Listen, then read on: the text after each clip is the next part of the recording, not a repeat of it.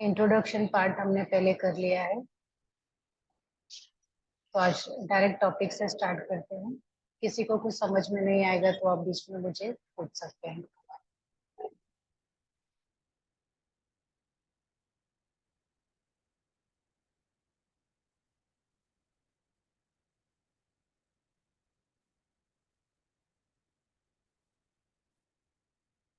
तो यौगिक स्ट्रेस, यौगिक मैनेजमेंट, स्ट्रेस को, तनाव को हम योगा से कैसे मैनेज कर सकते हैं, वो हमारा टॉपिक है। तो सबसे पहले देखते हैं कि स्ट्रेस है क्या।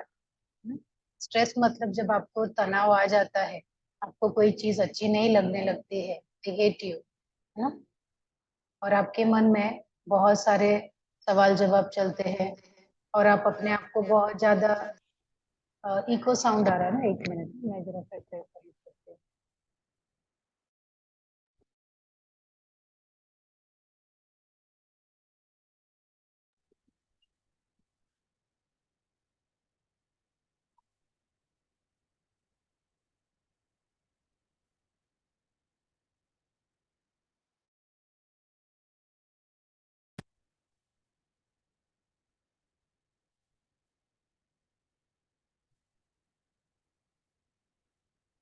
Okay.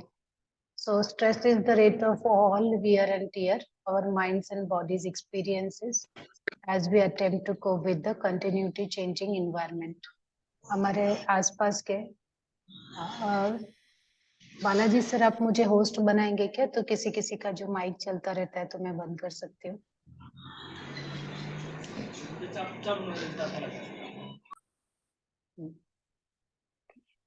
तो तनाव क्या है? हमारे मन में जो हर एक सिचुएशन से, हर एक परिस्थिति से लड़ने के लिए मन में जो उधेड़ बुन चलती रहती है, और हम उस परिस्थिति से पार पाने के लिए, उस परिस्थिति पे कंट्रोल करने के लिए कंटिन्यूअसली जो एफर्ट डालते हैं, जो प्रयास करते हैं, है ना, वही है तनाव, है ना।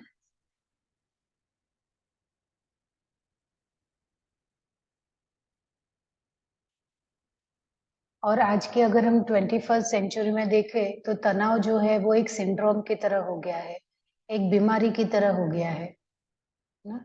एक ऐसी बीमारी जिसको इंसान ने खुद बनाया है, वो खुद उसका ही शिकार हो गया है। और ये जो बीमारी है उसका नाम क्या है? प्रोग्रेस। ये स्ट्रेस क्यों आता है? क्योंकि हम हर जगह प्रोग्रेस चाहते हैं, प्रोग्रेस चाहते हैं, लेकिन तेजी से प्रोग्रेस चाहते हैं। और ये प्रोग्रेस का जो बीमारी है वो हमने खुद ही बनाया है। हमारी जो मॉडर्न लाइफस्टाइल है, हर चीज को तेजी से करना, जल्दी करना, है ना, उसी लाइफस्टाइल की वजह से हमारे पास ये तनाव की जो बीमारी है वो आई है। जो ये स्ट्रेस शब्द है, तनाव जो शब्द है, यही आया है स्टिंगर से। स्टिंगर मतलब टू ड्रॉ टाइट, किसी चीज को बहुत टाइटली बांध लेना, वही मतलब है स्ट्रेस का। जब तनाव आता है, स्ट्रेस आता है, तो उसका असर हमारे कहाँ कहाँ पड़ता है शरीर पे? तो उसका असर यहाँ पे हमारे दिमाग पे पड़ता है ना।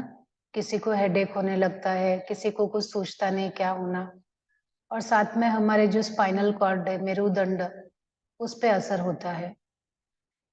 तो मेन हमारे शरीर के जो दो ऑर्गन है, ब्रेन जो पूरे बॉडी को फंक्शन कराता है, और स्पाइनल कॉर्ड जहाँ से सारा बॉडी कंट्रोल होता है, या वहां से सारे बॉडी को जो संदेश जाता है, ऐसे जो सबसे ज्यादा इम्पोर्टेंट ऑर्गन है, यही दो ऑर्गन हमारे सबसे ज्यादा उसके शिकार बनते हैं जब तनाव आता है।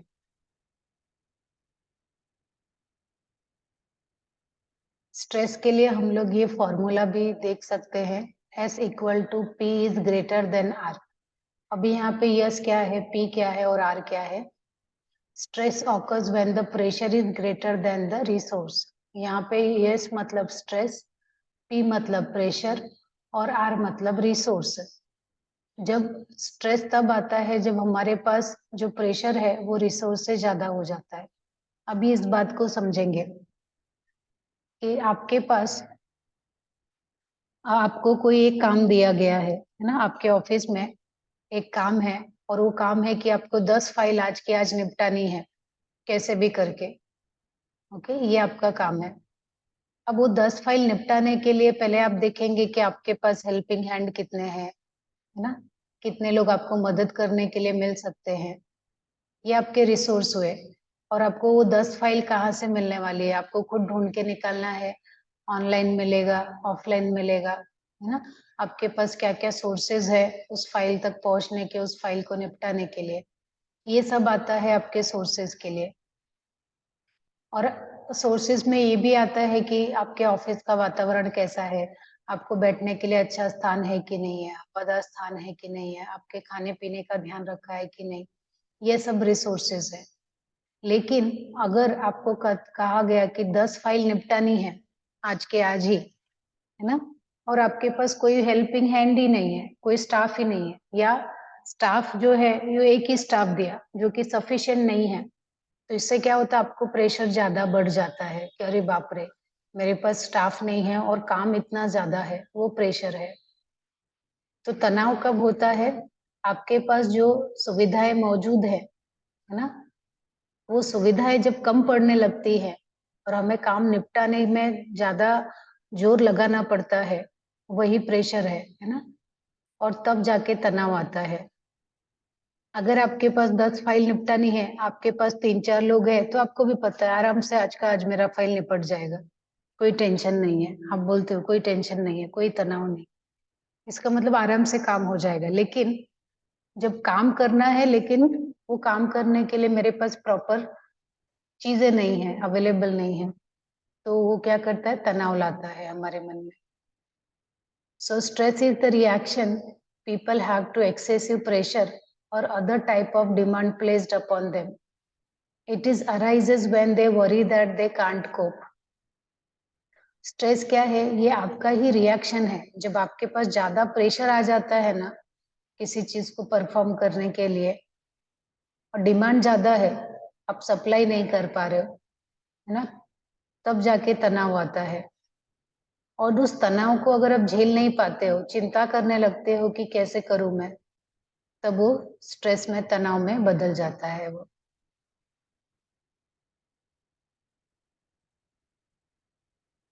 Help me, a state of psychological and physiological imbalance resulting from the disparity.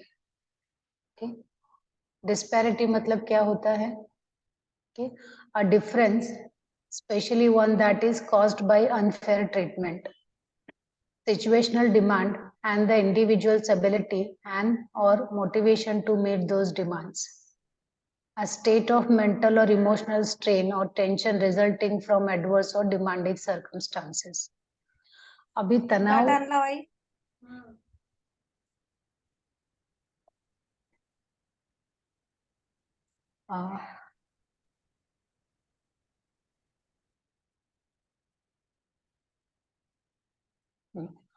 तनाव जो है वो हमारे मन पे या हमारे शरीर के किसी ना, शरीर से जो भी हम काम करते हैं या मन में जो भी हम सोचते हैं, उसमें जब इम्बैलेंस आता है, ठीक, और ऐसे सिचुएशन में जब आपको लगता है कि मैं इस सिचुएशन में ये परफॉर्म नहीं कर पा रहा हूँ, जैसे इस समय आपकी चलो उम्र है 25 साल, और आपको है ना बहुत सारा फिजिकल वर्क दे दिया, तो आपको मजा आता है कि चलो फिजिकल वर्क, आज मुझे फील्ड वर्क मिला, मैं करके ये 4 काम है, मैं तो एकदम अच्छे से निपटा दूंगा, क्योंकि आपके पास एनर्जी है, जोश है, करने की तैयारी है, तो आप कर लोगे। लेकिन अगर कोई व्यक्ति 55 साल का है और अब उसको दे दिया है कि आपको ये आज काम निपटाना है, फील्ड वर्क है, ठीक, और फील्ड वर्क है, उसको करना है, उसको ना आज एक दिन ही 4 से 5 जगह जाना है। अब सिचुएशन के हिसाब से उसका जो शरीर है वो साथ नहीं दे रहा है, क्योंकि वो टायर्ड हो जाता है ना, तो ये फिजियोलॉजिकल और साइकोलॉजिकल, मेंटली भी वो प्रेशर में आ जाता है, अरे मैं कहाँ कहाँ भागूंगा, मैं, मेरा शरीर साथ नहीं देता, मुझे तो बीपी की समस्या भी है। और आप उस सिचुएशन से खुद को, लेकिन नौकरी भी बचानी है आपको, और उस सिचुएशन से खुद को आप है ना, सिचुएशन के साथ आप खुद को ढालने की कोशिश कर रहे हो, है ना, लेकिन आप वो कर नहीं पा रहे हो, और उसकी वजह से मतलब डिमांड आपके पास बहुत ज्यादा आ गई है और सिचुएशन आपके सामने बहुत ही विकट परिस्थिति है कि अब काम हो नहीं रहा है ना, आपकी तबीयत खराब होने लगी है, तो उसकी वजह से आप कोप अप नहीं कर पा रहे हो, उस सिचुएशन के साथ मैच नहीं कर पा रहे हो। अभी इसके लिए मैं योगा टीचर्स का उदाहरण देती हूँ। आप में से कितने लोग योगा टीचिंग करते हैं, स्टूडेंट को सिखाते हैं? कितने लोग हैं यहाँ पे? अच्छा, विशाल सर आप सिखाते हैं, और कोई है यहाँ पे योगा टीचर जो सिखाते हैं? ठीक है, कोई बात नहीं, क्योंकि अगर योगा टीचर रहते तो ज्यादा रिलेट कर पाते हैं। अभी इसमें से कोई सिखाता नहीं तो शायद रिलेट मत कर पाओ, नहीं कर पाओगे। फिर भी मैं बताती हूँ कि जैसे जो योगा टीचर है, योगा जो आसन प्राणायाम की जो क्लास होती है वो सुबह 5 बजे, 6 बजे, 7 बजे ऐसे लोग करना चाहते, लेट नहीं करना चाहते, क्योंकि खाली पेट करना है। तो योगा टीचर अगर आपने चुना है कि मुझे योगा टीचर बनना है, तो आप योगा टीचर बनने के लिए आपको सबसे पहले अर्ली मॉर्निंग उठना पड़ेगा, जल्दी उठना पड़ेगा। 5 बजे, 6 बजे, अगर 5 बजे का क्लास लेना है तो आपको 4:30 बजे उठना पड़ेगा। 6 बजे का क्लास लेना है तो भी 5 बजे, 5:30 बजे आपको उठना ही पड़ेगा। और अगर आपको कहीं जाके क्लास लेना है तो उसके हिसाब से जाने का समय भी उसमें लेना पड़ेगा। ऑनलाइन लोगे तो भी आपको पहले उठना पड़ेगा। ठीक है, तो सुबह आपकी शुरुआत बहुत जल्दी हो रही है। अब उसके बाद फिर सवेरे का समय हो गया है। अगर हाउसवाइफ है या हस्बैंड है तो उनको ऑफिस भी जाना है, हाउसवाइफ है तो उसको बच्चों का टिफिन, हस्बैंड का टिफिन, घर का सब भी काम करना है। फिर दोपहर में भी काम करना है और फिर खुद के कोई क्लासेस लगाया है वो क्लास सुनना है। और फिर शाम को जैसे ही होने लगता है, शाम को फिर से क्लासेस आ जाते हैं। ठीक है, तो शाम को जो क्लासेस है 6 बजे, 7 बजे, 8 बजे तक क्लास है, फिर क्लास खत्म हुआ उसके बाद फिर खाना बनाना या दूसरे सब काम करना। तो इसमें क्या हो रहा है कि योगा टीचर को, है ना, जल्दी सुबह उठ के भी काम करना पड़ रहा है और लेट होके भी काम करना पड़ रहा है। बीच में जो समय है तो लोगों को लगता है कि अरे अभी दिन के समय तो वो फ्री है ना, दिन के समय फ्री है, वो तो काम कर सकती है, ऑफिस जा सकती है, दूसरे काम कर सकती है। या जो मेल योगा टीचर्स है उनसे एक्सपेक्ट किया जाता है कि आप ऑफिस में टाइम पे पहुंचो या पूरा दिन वैसे ही प्रोडक्टिविटी ही, ना, एनर्जी के साथ काम करो। लेकिन जो व्यक्ति रोज सुबह 4:30 बजे, 5 बजे उठ रहा है, क्लासेस लेके फिर ऑफिस जा रहा है, फिर शाम को भी क्लासेस जा रहा है, तो ऐसा व्यक्ति कितने दिन तक कोप अप कर पाएगा? अगर उसने अपने सेहत पे ध्यान नहीं दिया तो कितने दिन तक वो ये कंटिन्यू कर पाएगा? बहुत कम समय तक। तो इसीलिए योगा टीचर को क्या करना पड़ता है, अपनी लाइफस्टाइल में थोड़ा सुधार करना पड़ता है। कि रात को अगर घर वाले 12 बजे, 1 बजे खा के सो रहे हैं तो उसको तो ऐसा कहीं ना कहीं उसको ऐसा है कि नहीं, मुझे तो 9 बजे, 10 बजे कैसे भी सो जाना ही है, मुझे दूसरों के बारे में नहीं देखना है। अगर ऐसे करके खुद की लाइफस्टाइल में चेंज लाए तो ठीक है। लेकिन अगर आप सोचोगे कि अरे घर में तो कोई 12 के पहले सोता ही नहीं है, इसलिए आप भी 12 तक आपको जागना ही है, क्योंकि बच्चे जागते रहते हैं, पति या पत्नी जागती रहती है, या घर वाले जागते हैं, या घर का इतना काम रहता है, निपटाते निपटाते रात हो जाती है। और ये करते करते फिर अगर आप रात को 12 बजे सो रहे हो, फिर सुबह आपको 5 बजे उठना है क्लास के लिए, तो ये फिर आपके लिए तनाव की स्थिति पैदा हो जाएगी। क्योंकि जो सिचुएशन है, क्लास के लिए आपने फीस लिया है तो आपको रोज लॉग इन करना है या क्लास में टाइम पे पहुंचना है, लेकिन यहाँ घर की जिम्मेदारियां हैं ना।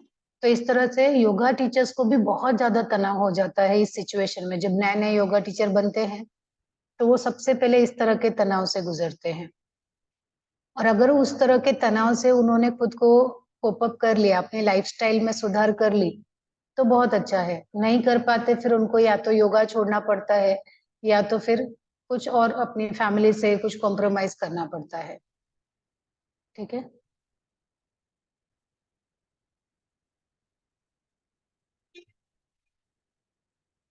तो इस तरह से अगर तनाव में जब आपके सामने जो सिचुएशन है आप उसके साथ कोप अप नहीं कर पा रहे हैं, सिचुएशन के साथ डिमांड है लेकिन आपके सामने सिचुएशन ही ऐसी है, सर्कमस्टांसेस ऐसे हैं कि आप मेंटली, इमोशनली, है ना, तनाव महसूस कर रहे हैं, तो वही स्थिति तनाव की है।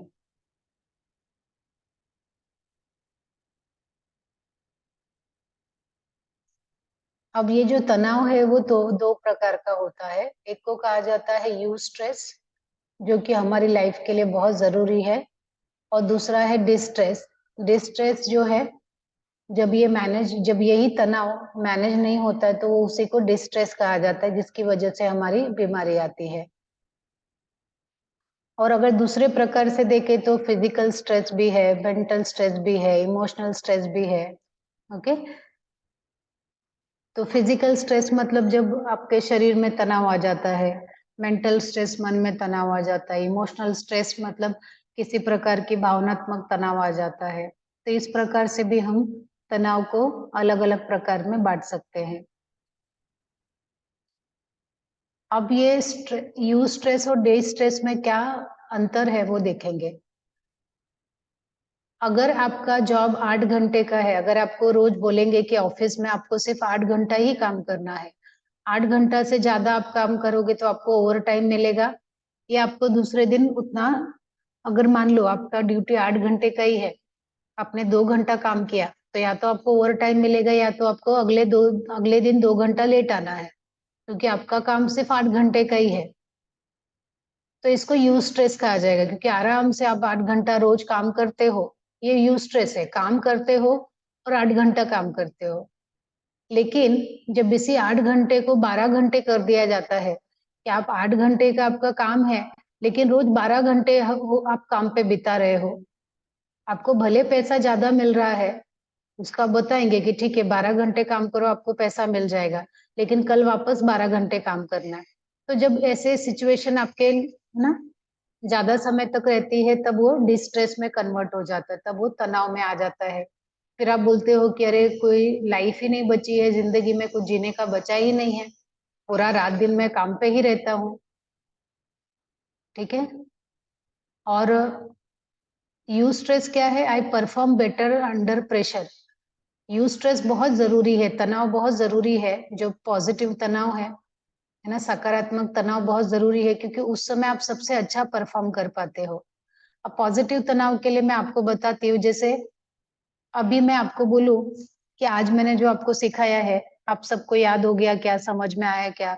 आप बोलोगे हाँ, मैं बोलूंगी चलो 5 पॉइंट बताओ, तो आपको इतना याद नहीं रहेगा। लेकिन जब एग्जाम का समय आता है, तो एग्जाम के समय पे आपका दिमाग कितना तेजी से काम करता है, एक रात में ही आप जो जो पढ़ते हो वो सब याद हो जाता है एग्जाम में लिखने के लिए। क्यों? क्योंकि उस समय आप का दिमाग ऐसा था कि अभी कल एग्जाम है, तो मुझे बहुत तेजी से काम करना होगा, जो जो पोर्शन है ना नहीं पढ़ा है वो एक बार देखना होगा, नहीं तो मैं एग्जाम में फेल हो जाऊंगा। तो ये जो तनाव है, ये सकारात्मक तनाव है, उस तनाव की वजह से आप ज्यादा देर पढ़ पाते हो और ज्यादा याद भी कर पाते हो, तो ये स्ट्रेस अच्छा है।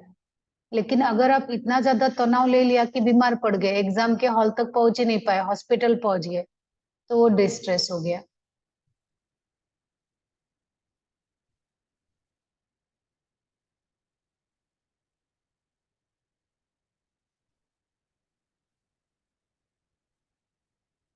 Now factors that make us more prone to stress. ऐसी कौन कौन सी चीजें हैं जो हमारे अंदर तनाव लाती हैं? Strong competitive drive.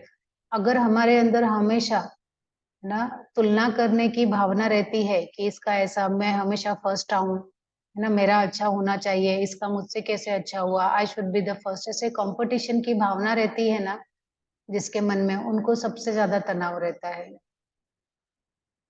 Intense drive to succeed.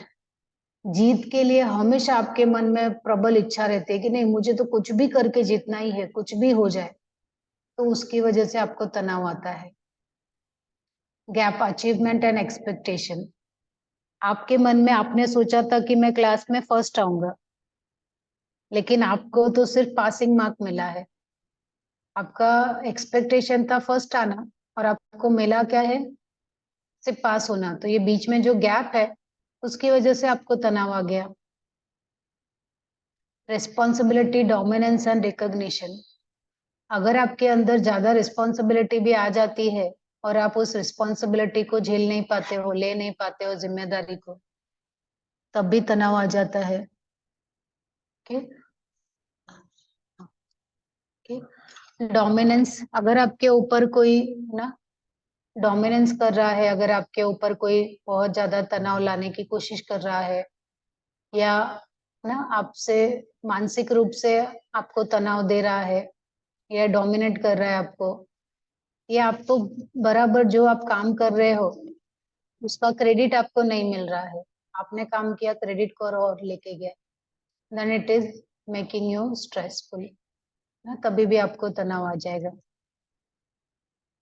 Now poor ability to delegate authority, अगर आपको लगता है कि आप ना आपका जो बॉस है ना, आप उससे भी ज्यादा इंटेलिजेंट हो, उससे भी ज्यादा स्मार्ट हो, आप उससे भी ज्यादा अच्छा काम कर सकते हो ना, आपको लगता है कि मेरे जो ऊपर वाले मेरे जो बॉस है लोग हैं वो इतना अच्छा, उनके अंदर लीडरशिप क्वालिटी नहीं है जितना मेरे अंदर है, तो भी आपको तनाव आएगा, क्योंकि वो आपको हमेशा नीचा दिखाने की कोशिश करते रहेंगे या आपकी बात को मानेंगे नहीं। स्ट्राइविंग फॉर परफेक्शन, किसी किसी को ऐसा लगता है कि, हाँ एक मिनट,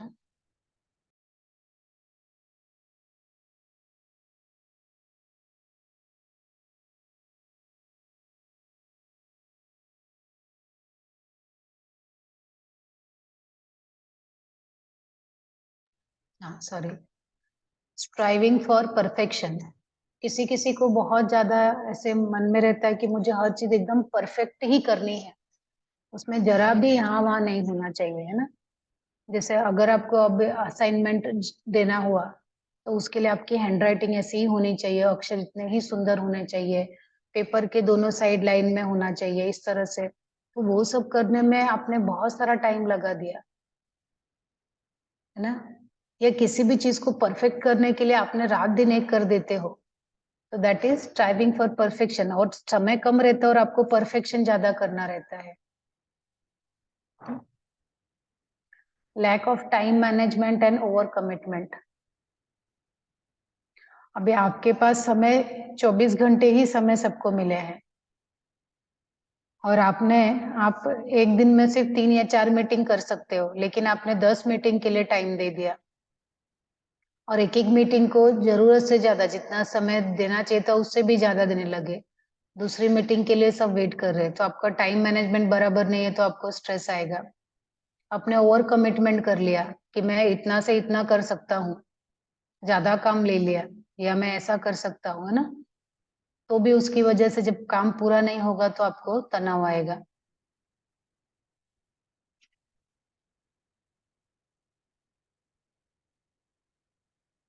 आवर यूनिक पर्सनालिटी, तनाव के लिए सिर्फ यही सब चीजें जिम्मेदार नहीं है, हम लोग भी जिम्मेदार हैं, कि कभी कभी हमें ऐसा लगता है कि कोई चीज कोई आपको बता रहा है या समझा रहा है, जैसे कि एक पिता और पुत्र का, है ना, जब बेटा जो है वो अगर टीनेज में है, या टीनेज के जो बच्चे होते हैं उनको ऐसा लगता है कि पेरेंट्स ही हमारे सबसे बड़े दुश्मन है, क्योंकि वो हमें समझते ही नहीं है ना।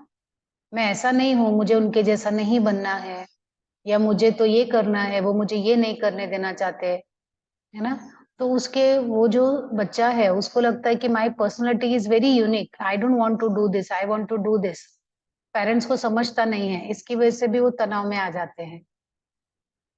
या कभी आपको लगता है, जैसे आप बहुत आपके अंदर बहुत ज्यादा देशभक्ति है, और आप एक गवर्नमेंट के कर्मचारी बन गए हो, लेकिन आपके अंदर बहुत ज्यादा देशभक्ति है, भ्रष्टाचार, है ना, रिश्वत, ये सब आपके लिए गुनाह है, आपको लगता है ये काम बहुत पाप वाला काम है।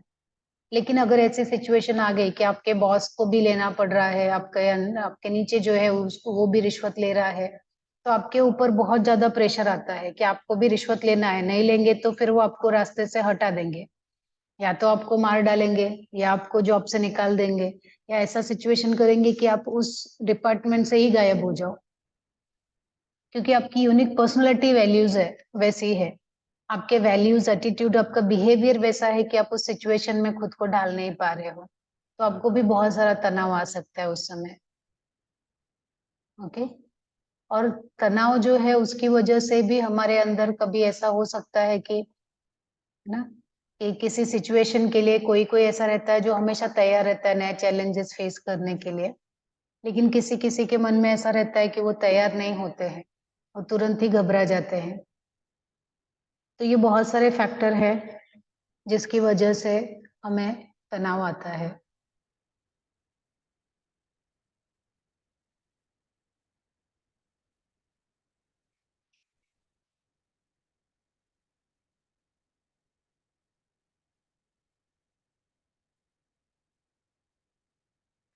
अभी यहाँ पे अगर आप रास्ते पे जा रहे हो, बहुत ट्रैफिक है, शोर है ना, तो आपको लगता है अरे मैं टाइम पे नहीं पहुंच पाऊंगा, उसमें भी आपको तनाव आ जाता है ना।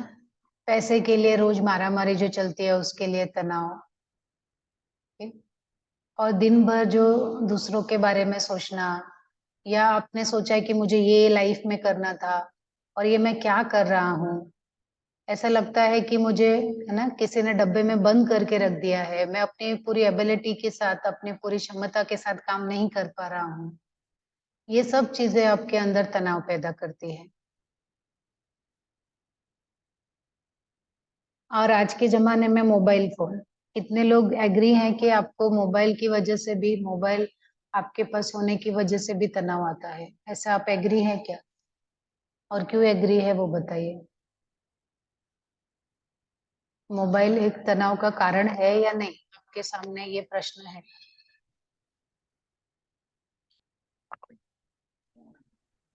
पक्ष और विपक्ष है, आप दोनों में बोल सकते हो, पक्ष में भी बोल सकते हो, विपक्ष में भी बोल सकते हो। तनाव का मुझे कारण तो, है। हाँ, पहले रक्षा जी आप बताइए, फिर उसके बाद पूनम जी बताएंगे। हाँ रक्षा जी। मेरे लिए तो तनाव इसलिए है कि मेरे बच्चे से फोन बचाना, वो सबसे बड़ा स्ट्रेस हो जाता है कि उनको अगर फोन दिए तो वापस लेना स्ट्रेस है। बाकी मैं नहीं, यूज ठीक, वो मेरे लिए स्ट्रेस है। अच्छा, आपको ऐसा लगता है कि बच्चों के हाथ में फोन गया तो ये महंगी डिवाइस है, टूट जाएगा तो, है ना, बहुत सारा हाँ, नुकसान हो डिवाइस जाएगा। डिवाइस टूटने का नहीं, लेकिन ये है कि वो उसका यूज मतलब अदर यूज ना करे, उसको जितनी यूजेस हाँ चाहिए उसके ऊपर यूज कर लेते हैं कई बार। वीडियो देखना, फिर टाइम उनका मैनेज नहीं होता है, वो टाइम कहाँ वेस्ट होता जाता है, हाँ, इसलिए वो तो एक स्ट्रेस। अल्टीमेटली आप अपने, आपके जो बच्चे हैं अगर उनके पास वो जो भी देखते हैं उसकी वजह से आपको तनाव आता है कि मोबाइल आने की वजह से इनके हाथ में कोई भी चीज बहुत इजीली अवेलेबल हो गई है, जो कि उनको नहीं होनी चाहिए। ठीक है, रक्षा जी ने बताया कि मोबाइल तो एक तनाव का कारण है। Okay Raksha ji, thank you. Poonam जी।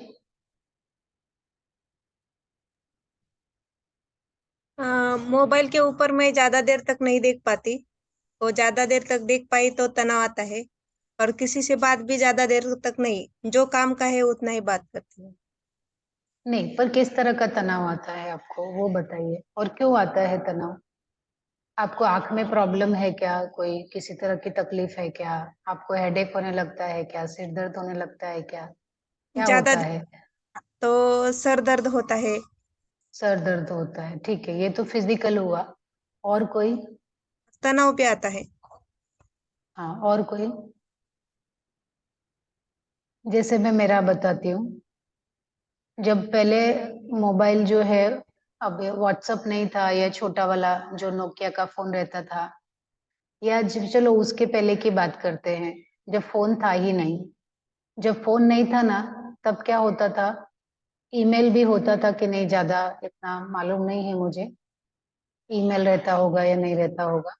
आप ऑफिस जाते थे सवेरे, जो भी है आपका टाइम, 9 बजे 10 बजे ऑफिस जाते थे, ऑफिस का काम करते थे, और ऑफिस से निकलने के बाद फिर आप फ्री हो घर पे जाते थे तो कोई तनाव नहीं होता था, क्योंकि अभी आप घर पे ही पूरा समय बिताएंगे। ऑफिस की चिंता छोड़ देते थे आप, ऑफिस में क्या चल रहा है, कैसे चल रहा है, क्योंकि ऑफिस का काम ऑफिस में होता था, घर का काम घर पे होता था। लेकिन ये मोबाइल के आ जाने से क्या हुआ कि आपने ऑफिस में जो काम नहीं निपटाया था ना, वो फिर घर पे जाके भी आप कोऑर्डिनेट कर रहे हो, अरे वे वाला ऐसा होना चाहिए था, ये तो आप घर पे पहुंच गए हो, लेकिन आप पूरे समय फोन पे हो।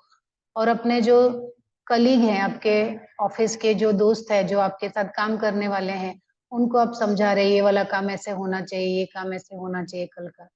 तो वो जो परिवार को देने का समय था या आपके खुद के लिए जो समय निकालना था, वो समय अब बचा ही नहीं है और इसकी वजह से फिर आपको तनाव आता है। ये एक है और भी बहुत सारे कारण हैं।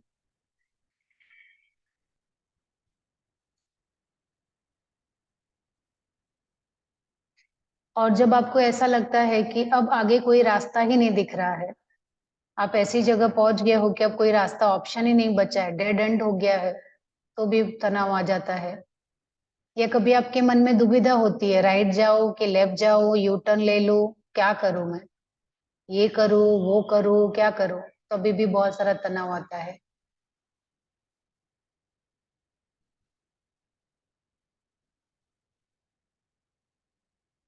Physical and mental health is adversely affected by unpleasant working conditions such as high noise levels, poor lighting, uncomfortable temperature and unsocial or excessive hours.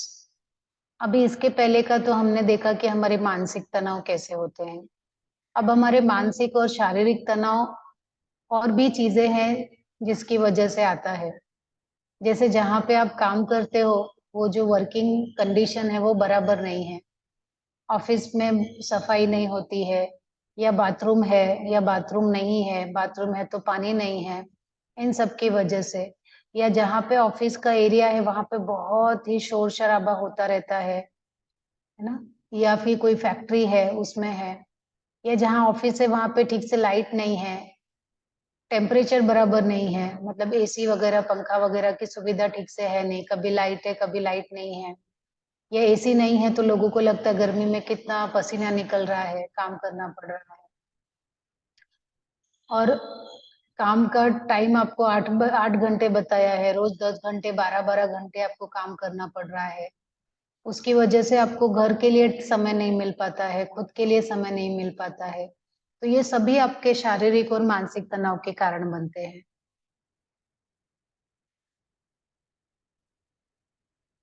Changes at work,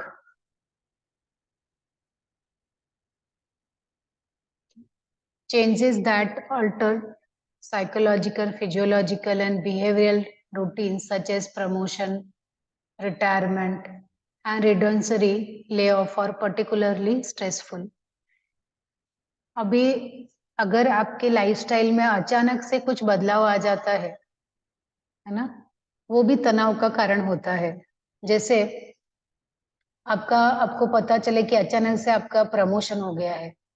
promotion भी एक बार तनाव का कारण हो सकता है कि अरे अभी मैं कैसे खुद को प्रेजेंट करूंगा। जैसे अगर आपको अचानक बोला जाए आपको स्टेज पे जाके भाषण देना है क्योंकि आपने अभी अभी ये ट्रॉफी जीती है, तो आपको कैसे है ना, अचानक से स्ट्रेस आ जाता है, मैं क्या बोलूंगा कैसे बोलूंगा। या फिर जब आपको रिटायरमेंट की, आपको अभी रिटायरमेंट का एज आ गया आपका और आप अब रिटायर होने वाले हैं या रिटायर हो गए, तो उसका भी बहुत तनाव हो जाता है कि अरे रिटायरमेंट के बाद मैं क्या करूंगा, मेरा दिन कैसे जाएगा।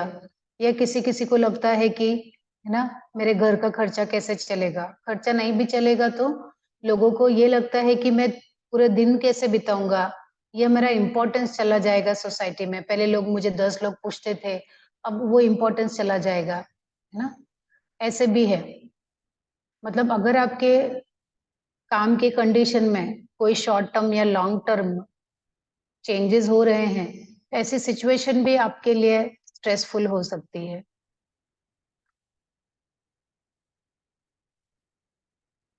और क्या स्ट्रेस के तनाव के कारण हो सकते हैं?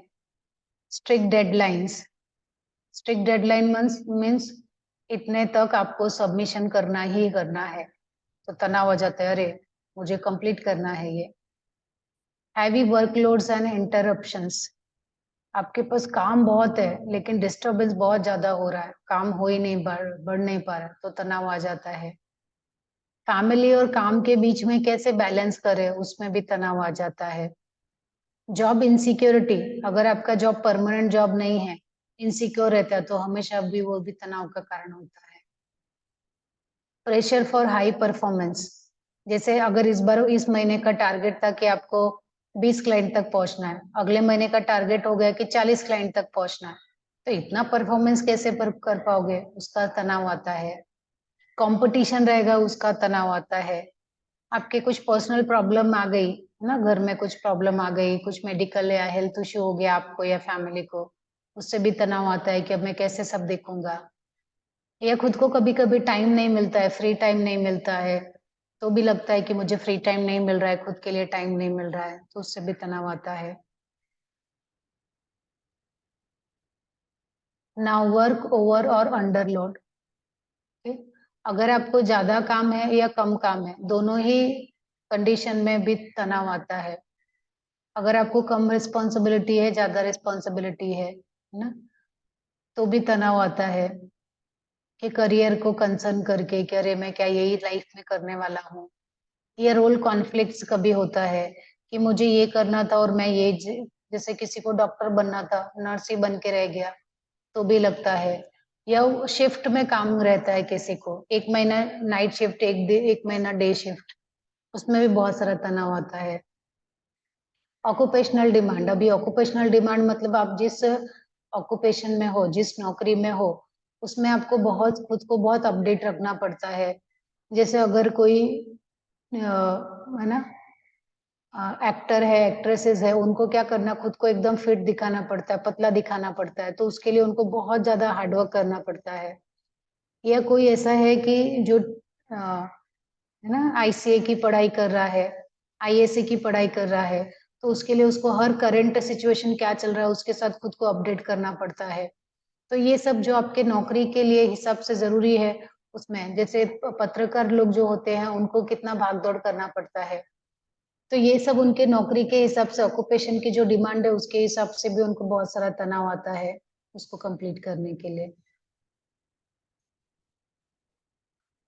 Lack of social support, participation in decision making, interpersonal, intergroup conflicts, technology changes।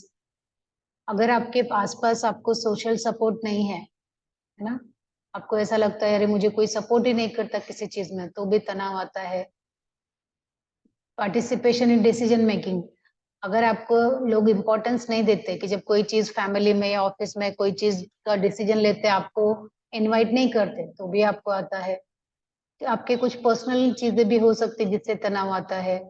अगर आप ऐसा लगता है कि मैं, कोई बीजेपी को सपोर्ट करने वाला है, कोई कांग्रेस को सपोर्ट करने वाला है, कोई आपको सपोर्ट करने वाला है, तो ये अलग अलग ग्रुप बनते हैं, उसकी वजह से भी कभी कॉन्फ्लिक्ट आता है, मतभेद होता है, तो उसकी वजह से भी तनाव आता है। और अचानक से टेक्नोलॉजी चेंज हो जाती है, जैसे जब हम लोग पहले ऑफलाइन योगा करते थे और अचानक से ऑनलाइन आ गए, ऑनलाइन में जूम क्या है, कैसे सीखने का, उसका कितना तनाव आता था कि समझ में नहीं आता ना। थिंक टू मच और नॉट एट ऑल, अकोमुलेटेड, कम सोचना या बहुत ज्यादा सोचना, वो भी तनाव का कारण है। कम काम करना, ज्यादा काम करना, वो भी तनाव का कारण है। कम सोना, ज्यादा सोना, ये भी तनाव का कारण है। और भी बहुत सारे कारण हैं आपके तनाव के। टाइप्स ऑफ पर्सनालिटी, आपकी पर्सनालिटी किस तरह की है। आपकी पर्सनालिटी अगर शांत स्वभाव की है और आपको जॉब मिला है कि आपको बोलने वाला जॉब मिला है, तो आपको ऐसा लगता है कि यार मुझे बहुत फोर्सफुली कुछ करना पड़ रहा है, या आपको ऐसा लगता है कि मुझे एक साधारण व्यक्ति की तरह ज्यादा मेकअप करना पसंद नहीं है, एक साधारण व्यक्ति की तरह रहना पसंद है। लेकिन आपका जो जॉब है उसमें है ना, आपको एयर होस्टेस का जॉब मिला है जिसमें 24 घंटे आपको बहुत तैयार होके अपडेटेड होके रहना पड़ता है। सिविक एमेनिटीज, आपको आपके आसपास के जो है ना सुविधाएं हैं वो बराबर है कि नहीं है सोसाइटी में, समाज में। एजिंग, एलिमेंट्स, हार्मोनल चेंजेस, बढ़ती उम्र भी तनाव का कारण होता है। अगर हमें कोई बीमारी हो गई है, बीपी हो गया है, वो भी तनाव का, हार्मोन्स चेंज होते हैं उसका भी तनाव का कारण है। फ्रस्ट्रेशन है, ब्रेकअप है, डाइवोर्स है, या हमारे कोई कास्ट या रिलीजियस कॉन्फ्लिक्ट हो जाते हैं कि हिंदू का ये है मानना, मुस्लिम का ये है, उसकी वजह से दंगे हो जाते हैं, वो भी तनाव का कारण है। बिजनेस में कुछ लॉस हुआ है, लाइफ में कुछ उतार चढ़ाव हो गया है, देश में लड़ाई छिड़ गई है, युद्ध छिड़ गया है, भूकंप आ गया, सुनामी आ गई है ना, कोई डिजास्टर आ गया, कुछ रेप केस हो गया है ना, या कोई अलग तरह का तनाव हो गया, शादी आ जाती है, शादी के बाद अच्छा घर मिलना नहीं मिलना, result, exam, sports events, interview, सभी की वजह से तनाव आपको आ सकता है। और तनाव यू स्ट्रेस या डी स्ट्रेस वो आपके ऊपर है। और हमारे पतंजलि योग सूत्र में भी तनाव बताया है, तनाव को उन्होंने क्लेश बताया है। अविद्या, अस्मिता, राग, द्वेष, अभिनिवेश, पंच क्लेश। पतंजलि योग सूत्र के सेकंड चैप्टर का ये सूत्र है। Lack of awareness of reality, adopting to wrong philosophy, अविद्या इज बेसिक क्लेश। अगर आपके पास ज्यादा जागरूकता नहीं है, अवेयरनेस नहीं है, किसी चीज की जानकारी नहीं है, तो उसकी वजह से उस चीज के प्रति आपको बहुत तनाव हो सकता है। जैसे मुझे ना अकाउंट का इतना नॉलेज नहीं है, इसलिए जब मुझे रिटर्न फाइल करने की बारी आती है तो मुझे बहुत स्ट्रेस आ जाता है कि अभी क्या करूँ, इसका क्या करूँ, है ना। अगर मैंने एक्सपर्ट की राय ले ली तो अच्छा है, लेकिन अगर मुझे खुद ही करना पड़ेगा तो मुझे मुझे अविद्या है उसका, तो वो मेरे लिए क्लेश हुआ, दुख का कारण है वो। Asmita, asmita is egoism, sense of egoism, pride और आई एमनेस, सेल्फ सेंटर्डनेस। जैसे हमेशा आपको लगता है कि मैं हूँ, ये मैं हूँ, मुझे इम्पोर्टेंस मिलना चाहिए, लेकिन अगर आपको इम्पोर्टेंस उतना नहीं मिलता ऑफिस में, घर में, तो भी आपको दुख होता है। राग, राग मतलब क्या? Attachment, attraction and repulsions towards object of the senses, a lifestyle symptom, thirst for material object। आपको ऐसा है कि मेरा जब है ना, मैं अपने 30 साल, जैसे ही मैं नौकरी ज्वाइन करूंगा, 30 साल की उम्र में मैं गाड़ी लूंगा, घर लूंगा, ये सब आपको चाहिए लाइफ में, लेकिन आपको, आप वो कोप अप नहीं कर पा रहे, आपको नहीं मिल पा रहा है, तो उसकी वजह से भी आप रात दिन एक करके मेहनत कर रहे हो, नहीं हो रहा है तो भी तनाव आएगा। द्वेष है, द्वेष मतलब हेट्रेड, नफरत करना। स्ट्रॉन्ग डिजायर फॉर लाइफ और fear of death, self preservation, sorry, कि किसी भी चीज के लिए अगर आपके अंदर द्वेष आ जाता है कि आपको चाहिए लेकिन वो आपको मिल नहीं रही है, तो उसके प्रति भी आपके अंदर नफरत की फीलिंग आ सकती है। अभिनिवेश, अभिनिवेश का मतलब है मरने का डर, फियर ऑफ डेथ। तो खुद की लाइफ को बचाने के लिए या अपनी डिजायर को, अपनी इच्छाओं को पूरी करने के लिए हम कुछ भी करने के लिए तैयार रहते हैं, क्योंकि हमें बहुत डर लगता है या खुद को बचाना चाहते हैं, उस समय भी बहुत तनाव की स्थिति आ सकती है। तो ये 5 अविद्या, अस्मिता, राग, द्वेष, अभिनिवेश, ये 5 क्लेश हैं जो हमारे लाइफ में दुख का कारण है, अकॉर्डिंग टू पतंजलि योग सूत्र। और इसका जो उपाय है, सोल्यूशन उन्होंने बताया है, समाधि भावनार्थ क्लेश तनुकरणार्थ। अगर हम लोग क्रिया योग करेंगे ना, कल जो बताया था क्रिया योग, वो करेंगे तो उससे हमारे अंदर समाधि की भावना आएगी और हमारे जो क्लेश हैं वो कम हो जाएंगे, ये जो दुख है वो कम हो जाएंगे क्रिया योग करने से।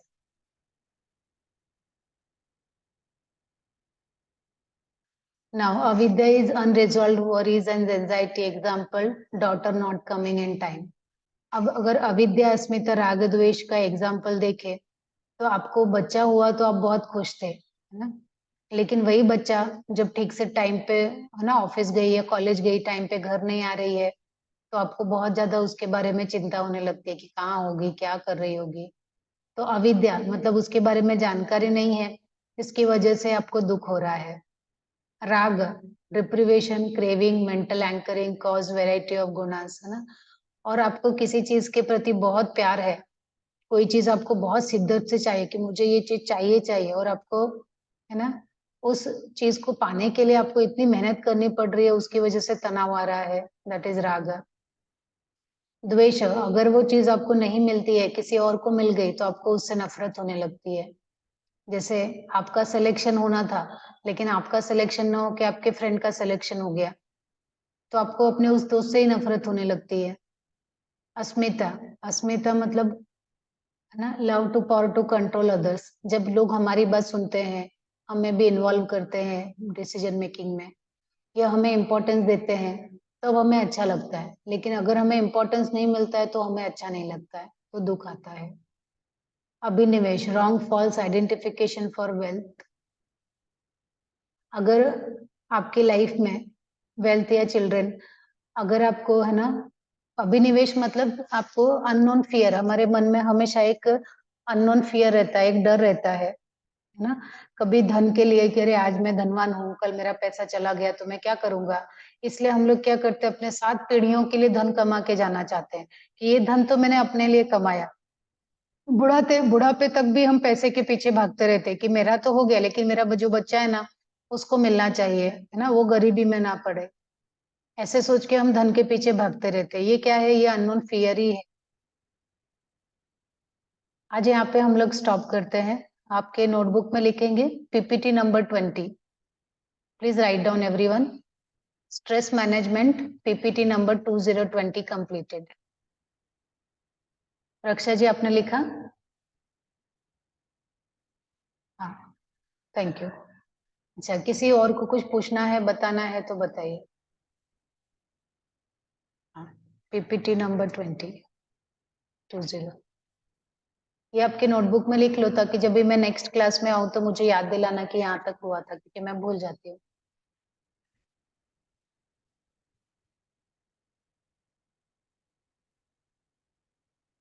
चलो, किसी को कुछ डाउट नहीं है तो यहाँ पे एंड करते हैं।